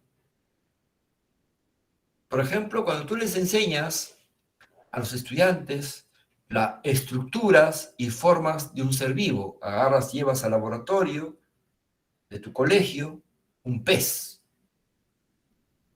y le haces ver ese pez, que es la trucha, porque es diferente al bonito. La morfología es distinto. ¿Sí o no, estudiantes? Una trucha es diferente a un bonito, ¿sí o no? Sí, profesor. Sí, sí, profesor. Sí, profesor. Ah, las aletas son distintas, la cola es distinta, pero tú lo ves desde afuera y desde adentro, cuando tú lo cortas, también van a ser distintos. ¿Por qué? De eso trata la morfología. ¿Se da cuenta? Cuando tú haces análisis clínico, seguramente ustedes han hecho su prueba de alguna vez les habrá subido el colesterol, el triglicéridos, la glucosa, para saber si es diabético o no diabético. Ahí estaremos en la parte bioquímica, ¿no? ¿Por qué? Porque, por ejemplo, si yo más o menos, una estudiante sospecha que está embarazada, entonces yo le puedo sugerir una prueba de embarazo. Esa prueba de embarazo me va a decir, profesor, ¿y por qué esa prueba de embarazo hay unas rayitas ahí, doble rayita, significa que estoy embarazada? ¿Qué significa eso, profesor? ¿Por qué? ¿Hay un acto de magia ahí adentro? No hay un acto de magia, hay una reacción bioquímica ahí, de antígenos. Entonces tienes que explicarle eso justamente al estudiante. Para eso tú eres el profesor de ciencias. ¿Me dejo entender? Si no, serías el chamán, pues. ¿Sí? El biofísico. ¿Qué explica la biofísica? ¿Cómo influyen los factores físicos? O sea, la gravedad, la presión, por ejemplo, existe la presión arterial. ¿Qué significa presión? Biofísicamente, ¿qué explicas? ¿Por qué el estudiante, cuando se le sube la presión, se le altera todo su sistema? Porque no crean, hay estudiantes de colegio que también sufren la presión alta. Ah, tienes que saber también distinguir qué es lo que está sucediendo con tu estudiante. ¿Sí? La citología es el estudio de la célula como unidad anatómica y funcional. Y aquí viene la célula más importante para la educación, la neurona. Esta neurona tienes que conocer a la neurona, porque en esa célula va a ocurrir el fenómeno educativo. El aprendizaje es un proceso de sinapsis entre neurona y neurona. Hay unos elementos bioquímicos necesarios para que se dé ese aprendizaje. A eso se llamará neurotransmisores. Y tienes que dominar eso como licenciado de educación. La histología, pues el tejido nervioso, es diferente al tejido muscular, ¿sí o no? ¿Sí? La neurona no solamente se encuentra en el cerebro, va a haber neuronas motoras. Ah, entonces ahí va a haber distintos tipos de, de, de tejidos que van a formar parte del ser humano. Va a haber tejidos animales. Por ejemplo, yo no puedo hablar de tejidos de los hongos, porque los hongos no forman tejidos. Ah, entonces, ¿dónde aplico la histología? Histología animal, histología vegetal, puedo decir. Pero no puedo decir histología de los hongos, porque los hongos no tienen tejidos. O sea, la palabra histología lo voy a tener en cuenta con ciertas condiciones. Organografía, reunión de órganos. Yo no puedo decir que el hongo tiene órganos, porque obviamente si no tiene tejidos, tienen órganos. ¿Cierto? Entonces, ¿qué nombre tengo que ponerle a esas estructuras que tiene el hongo? Ah, tiene diferente nombre. Tampoco puedo decir que existen órganos, pues, en las bacterias. No. Existen organelas. Distinto, ¿no? Ah, se da cuenta. La anatomía, pues, muchos aquí les recomiendo aprender anatomía de Netter. Netter, que por aquí lo tengo, le voy a mostrar mi Netter, que está aquí, en la biblioteca. ¿Dónde está mi Netter? Creo que se lo di a una persona, mi neta. Bueno, voy a enseñar un libro de anatomía que yo tengo, un ratito.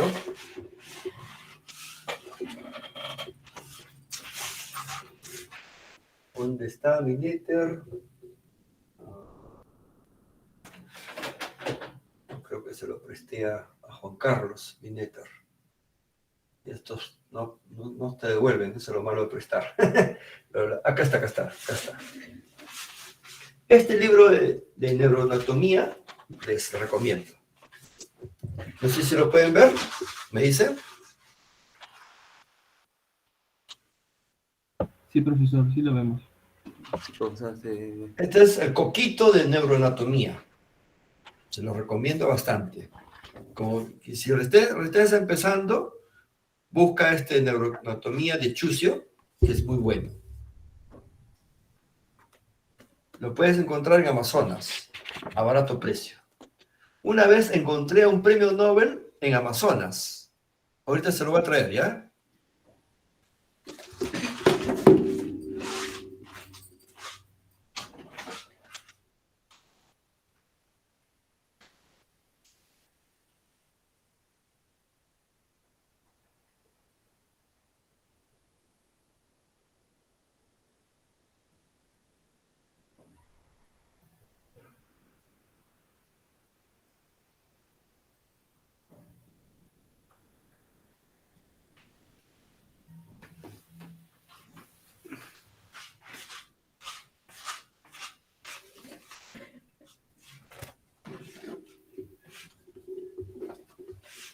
No sé si pueden ver.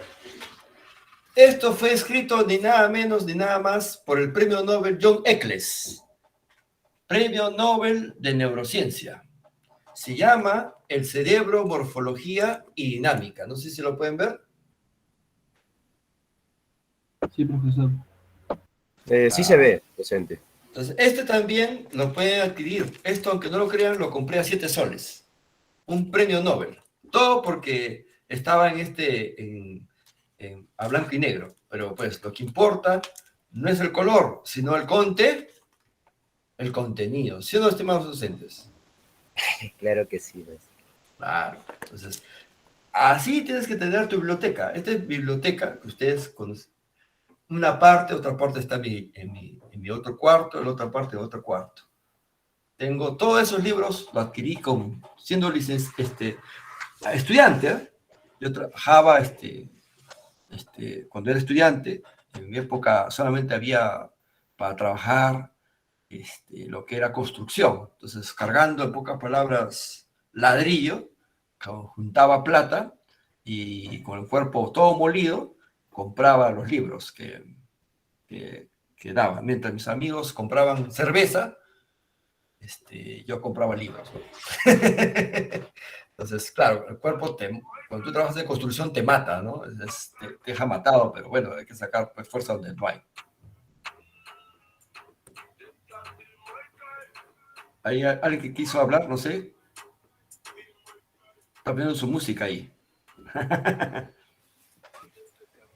Bueno, Sergio, todo eso la es biología muy- celular, la biología molecular estudia la célula como unidad constituida por componentes químicos orgánicos definidos a nivel molecular. La fisiología, el funcionamiento parcial de los organismos. La endocrinología estudia las hormonas que regulan la actividad biológica. Y aquí la parte más importante para un educador, la neurofisiología. Un educador que hoy actualmente no sepa de neurociencia, de neuroaprendizaje y didáctica referido al cerebro, pues no sabe lo que está educando.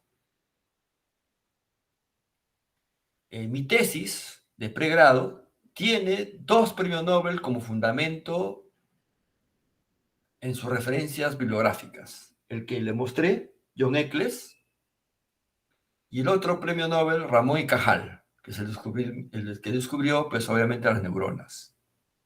En ese entonces son los únicos libros que pude conseguir humildemente con mi sueldito de de cargador de ladrillos en esas épocas. Hoy en día, pues, pucha, que para mi tesis tengo un montón de premios Nobel que ya no sé cuál ponerlos, ¿no? Algunos les he puesto a ustedes en su aula virtual, algunos premios Nobel, ¿no? Y punto, ¿no? Bueno, la genética es la transmisión de caracteres hereditarios. Yo me he encargado de eso, yo soy genetista, pertenezco a la Sociedad Peruana de Genética. ¿Y por qué yo estudié genética? Porque el aprendizaje es un carácter hereditario. Lo que nos falta a nosotros es entender qué genes gobiernan el aprendizaje.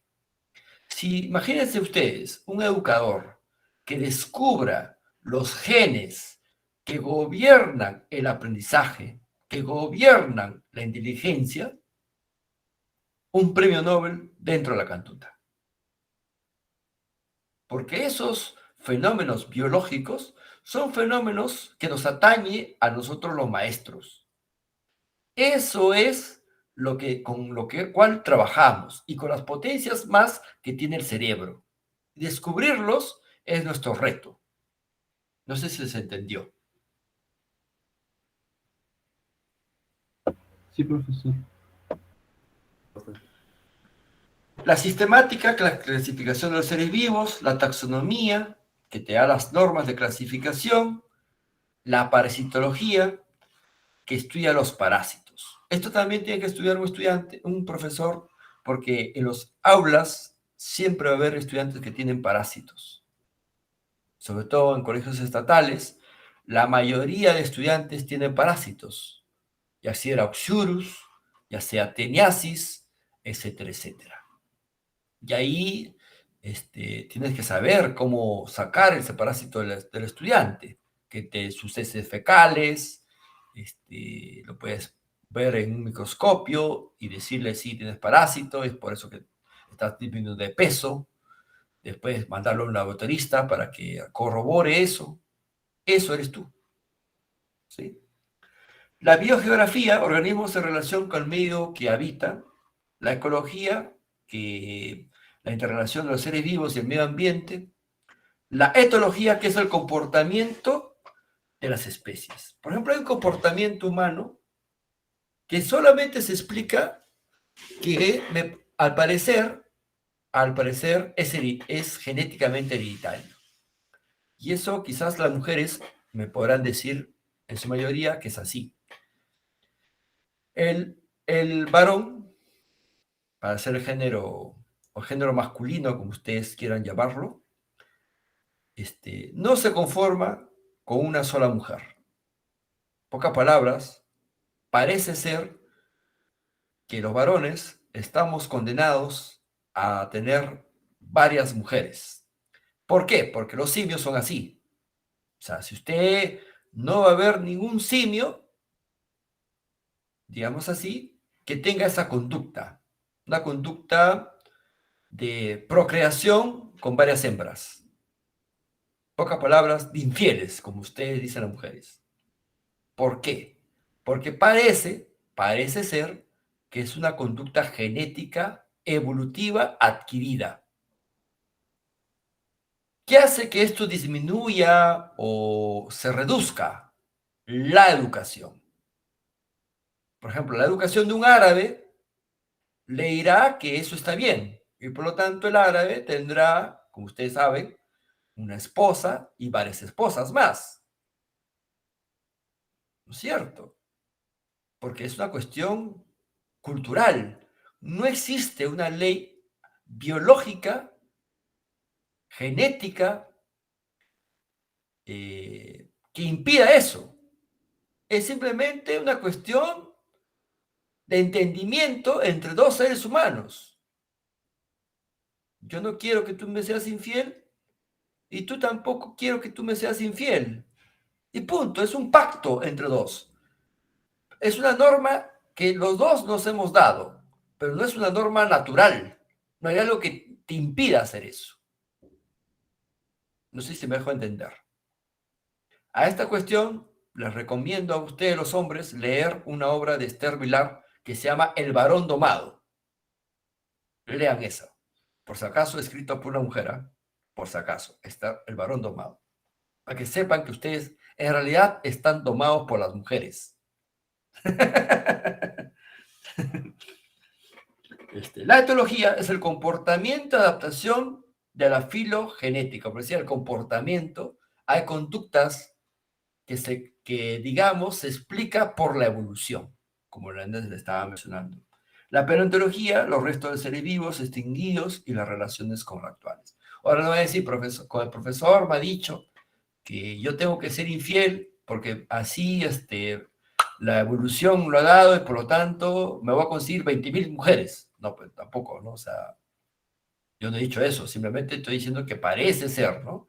Ahí ya viene la educación de usted, qué tanto valores tiene usted, qué tanto respeto merece usted la otra persona, porque la relación es una cuestión de respeto. Si tú le dices a la otra persona, oye, a lo mejor establezcamos una relación que yo no solamente tú seas mi enamorada, sino 5 más, y esas 5 la aceptan, pues no hay engaño, ¿no? Porque ellos saben de antemano que a eso están pactando contigo, ¿no? Pero si tú, obviamente, no le dices y la engañas, pues ahí, pues, obviamente, tú estás estafándole, ¿no? ¿Qué etapas de la biología ha habido? Diríamos que, si bien es cierto, la biología empieza en la época primitiva y a los hombres ya hacían pinturas rupestres de los animales, y etcétera, etcétera, y ya se tenía una idea sobre el origen de la vida. Este origen de la vida estaba basado en el misticismo. Ahí empiezan las religiones. ¿Ustedes están escuchado de Thor, chicos, o no? Sí, profesor. ¿Quién es Thor? A ver, El dios del trueno. el dios del trueno. ¿En dónde lo ha escuchado, mi querido John? Sí, en la mitología griega. Sí, profesor. En la película de los Avengers, ¿no? Ahí, por ejemplo, Rocío Karen ha puesto ahí en el chat, el profe Thor ha salido desnudo en una de las películas. Eso es lo que mira nomás, Johan. ¿Qué te parece? No, profe, Así no es, ¿no, Johan?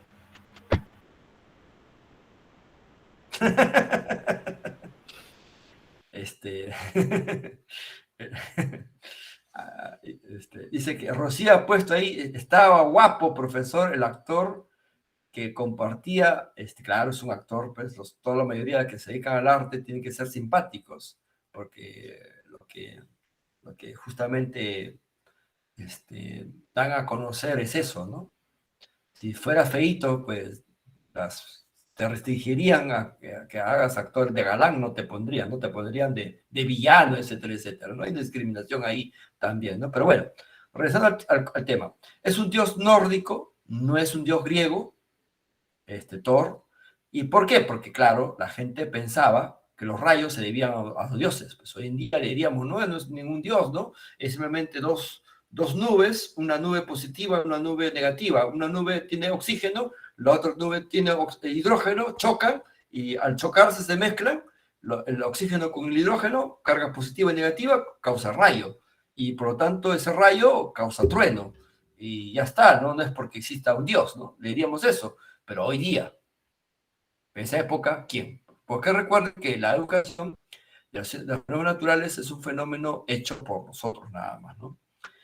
Bueno, ahora estamos en la época moderna, en los estudios de la estructura celular, los avances de la biología general, las ciencias como tal se iniciaron en esta época justamente la moderna, y hoy estamos en la etapa molecular, ¿no? Donde ya todas estas cuestiones son superadas, ¿no? Entonces, cuando tú veas a un religioso, él todavía está en la época primitiva, dices primitivo. O sea, cuando tú veas al sacerdote, al curita de tu pueblo, le dices, hola primitivo, ¿cómo estás? Le dices así, ¿no?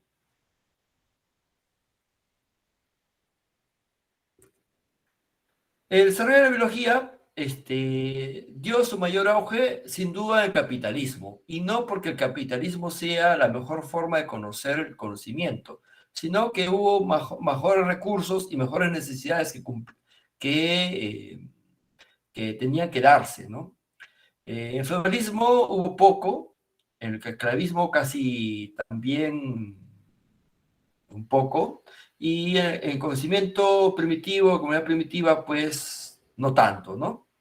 Esto se debe no tanto a los regímenes, sino se debe a que la población ha tenido mayor necesidad a lo largo del tiempo y mayor forma de conocer la realidad, ¿no? Sí, los principales elementos de la historia empieza con Anaximandro. Anaximandro se puede decir, algunos dicen que es el padre de la biología, pero en realidad ese lugar se lo damos a Aristóteles, ¿no? ¿Por qué? ¿Por qué? Porque Anaximandro dijo, pues, esto de Zeus, que Cupido, medio raro, ¿no? Entonces dijo, no, el origen de los seres vivos no está en los dioses. Miren, ¿eh? Alguien que dijo hace muchos años antes de nuestra era que la vida no era porque el capricho de un dios, sino era por un fenómeno natural. Ese fenómeno natural se debía a la humedad. ¿Y por qué decía eso? Porque, digamos así, él había visto posiblemente los primeros hongos, a lo mejor. Ah. Entonces, miren, ¿eh? Anaximandro se acercó mucho a lo que hoy consideramos que la vida se inició en el agua. Claro, gran parte de la vida se inició ahí. Miren, Anaximandro se acercó bastante ahí. Y también lo siguiente, dijo que los primeros antepasados del hombre fueron los peces. Miren, ¿eh? O sea, que los peces fueron nuestros antepasados. Por eso se le dice que él es prácticamente el que inició la teoría de la evolución, en realidad. Dio sus primeros indicios. Darwin ya especificó cómo, la forma de cómo pudo evolucionar. Ya lo explicó él. En cambio, él dio esa mirada de pensar que nuestros antepasados venían de otras especies y no que veníamos de una costilla de alguien. No, no. Entonces, había ahí un antepasado de otro animal. Y hoy día se sabe que eso es así, ¿no? Ese pez, por si acaso, antepasado de los reptiles y por lo tanto antepasado de los mamíferos, y por lo tanto de nosotros, se ha extinguido también. No está en planeta Tierra. Entonces hay que tener también un poco de lógica ante esto, ¿no? Aristóteles se dice que es el padre de la zoología por un libro que se llama La Historia de Animalium, donde describe prácticamente y clasifica a los animales de ese entonces. Y dice las estructuras internas y externas que tiene. Y por eso que se dice que él es el primer, digamos, biólogo como tal, porque lo sistematiza. Inclusive, en su obra, habla del fluidos de lo que hoy conocemos, el semen. Él, por eso que le puso el nombre semen. Semen significa semilla. Los hombres, seguramente muchos de nosotros de aquí nos hemos masturbado alguna vez, pensando posiblemente en alguien, ¿no? Esa masturbación nos ha sacado pues un líquido, ese líquido que es nuestro semen. Ese semen, él seguramente hizo lo mismo, porque eso es algo natural, normal, y posiblemente habrá embarazado a alguien. No sabemos, porque de Aristóteles se sabe muy poco de su vida también. No sabemos si ha tenido hijos o no ha tenido hijos, no lo conocemos también mucho de su vida, ¿no? Pero probablemente sí. Probablemente sí tuvo hijos. No lo desconocemos, ¿no? ¿Por qué? Porque muchas de las obras de Aristóteles fueron quemados por estos llamados cristianos, esos trogloditas que creen en un supuesto Mesías, quemaron muchas obras de Aristóteles. Al quemar y destrozar la gran biblioteca de Alejandría. Entonces, digamos así, muchas de sus obras y quizás muchos de sus escritos de Aristóteles y lo poco que se conoce de Aristóteles se lo debemos también a los musulmanes y a los judíos, a los jesuitas en segundo orden, ¿no? Este Aristóteles, en pocas palabras, le puso el nombre semilla, porque cada vez seguramente que veía que el líquido seminal entraba en la mujer, pero la mujer quedaba embarazada. Entonces la mujer sería como una especie de tierra en donde tú pones la semilla y crece el individuo. De ahí viene la palabra semen. ¿Se da cuenta?